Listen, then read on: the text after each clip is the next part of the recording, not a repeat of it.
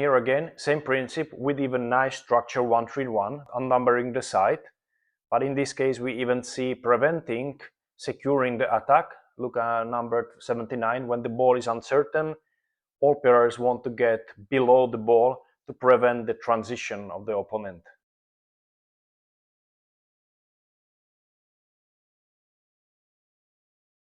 Here again, good position, well timing, but just not play technically good enough. But again, unnumbering the side with structure 1-3-1.